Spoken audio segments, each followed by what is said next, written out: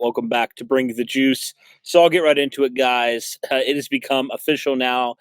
Running back Jonathan Taylor has officially requested a trade from the Indianapolis Colts. Drake, according to Stephen Holder, this is something that happened a few days ago, which is quite interesting. Something that, he asked, and then, the Colts response was no. And Jim Irsay, obviously, him and Taylor, were in the bus earlier, and that whole thing on Twitter that was going on, and about an hour or so in the bus, and it's just a really weird situation, Drake. And I know it's weird because there's just so much that we were excited for, and just looking forward to with Jonathan Taylor, with Anthony Richardson, with all that stuff. I guess the first thing I'm kind of thinking is, what does this mean for this year, right? Does JT continue to sit out, even after he's off the PUP list?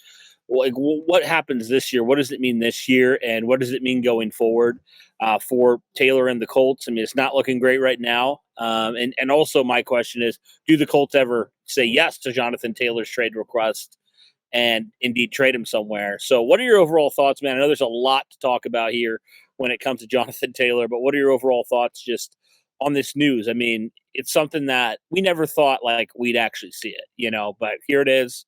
And, it's been pretty out there. It's been the story of training camp, which shouldn't have been the story of training camp. It all should have been on Anthony Richardson.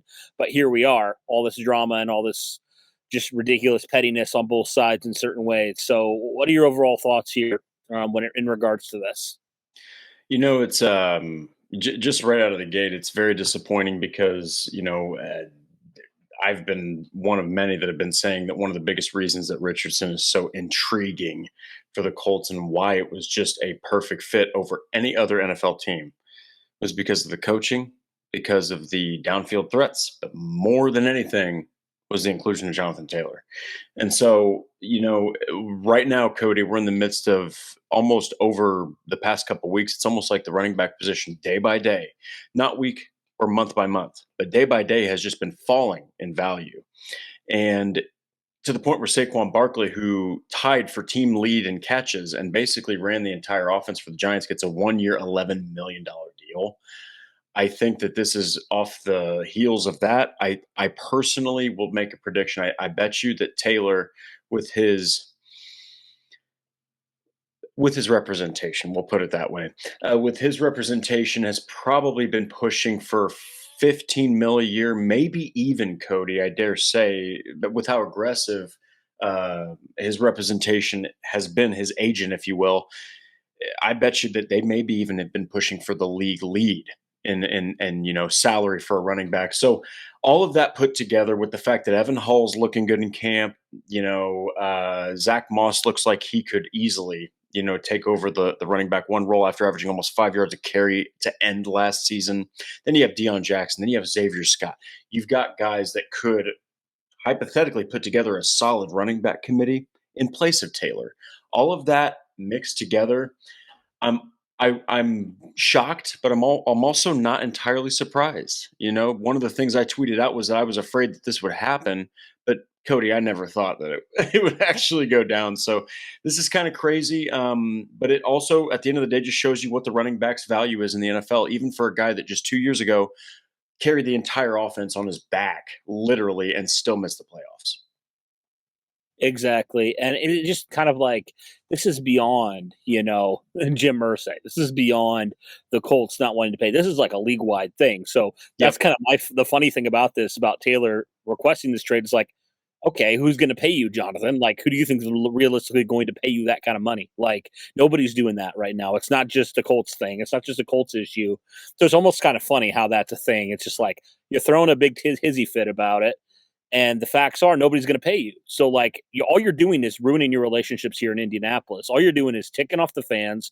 You're ticking off ticking off the ownership. Like, it's just like, it just doesn't make a whole lot of sense from him because he has no leverage here, Drake. It's not like he has all this leverage where he can say, I play a really important position and all this stuff. Even coming off the injury. He didn't play in all 17 games last year, so it's not like he's been this clean player as far as, he's run for 1,500 yards each season and stuff like that. He had one really, really good season, one obviously incredible season, and then last year he was injured. So it's kind of like, I don't really know what he expects the Colts to do. Like, it's just kind of funny. It's like, it's obvious that Taylor, you can tell his agent's been in his ear. And to be honest, man, it's interesting to see how Taylor's demeanor has changed over the last couple weeks and months.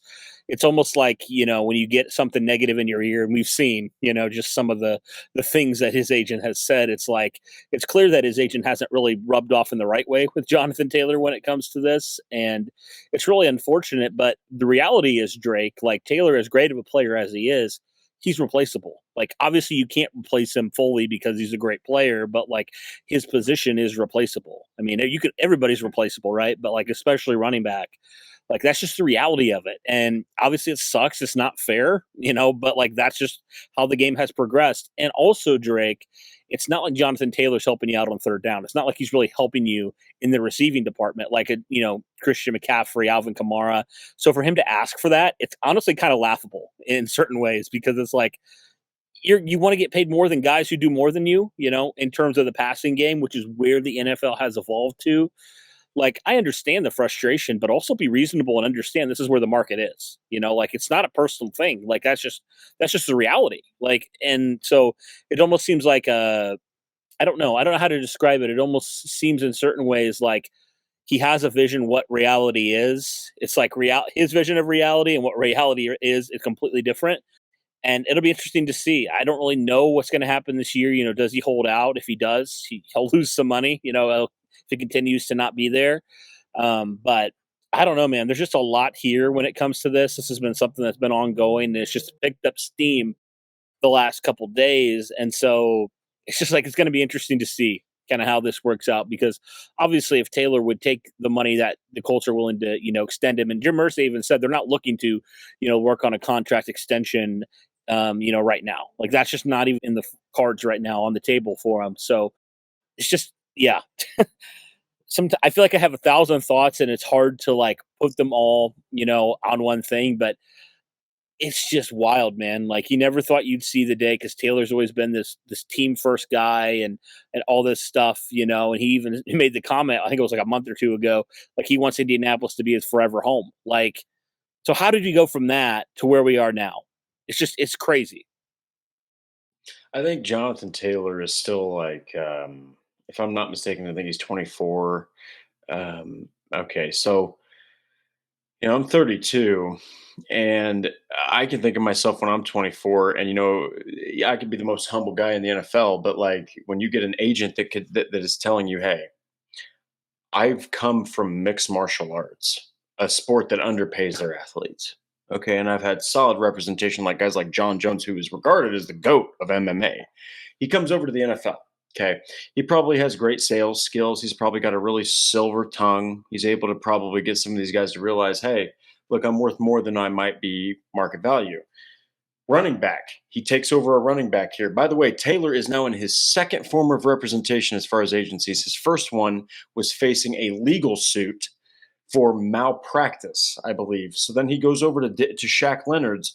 Shaq has managed this agent. I'm trying to keep it very professional, Cody. This agent very well. Jonathan, though, we're talking linebacker as opposed to a position that is losing its value weekly. Okay. I think that this agent got in Taylor's ear, which, hey, that's his job. Good for him. I think that Taylor believes that his value is greater than the league will pay him. And I think that he's trying to use this is a prediction, of course, as leverage to maybe get the Colts to increase their hand. Here's the thing, though.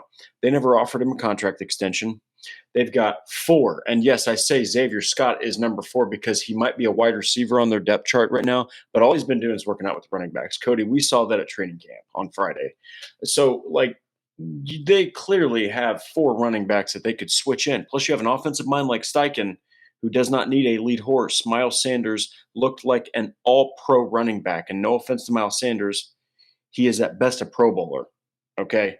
This guy looked like a machine in the Eagles offense. So that tells me a bunch of things. It tells me that Taylor isn't as valued as highly as his agent sees him in the Colts eyes, which the Colts love him, but it's a market value thing. It's a business. You know, when you look at what Steichen was able to do with a guy that's now not even on the Eagles didn't even want to keep Miles Sanders. Now he's a Panther.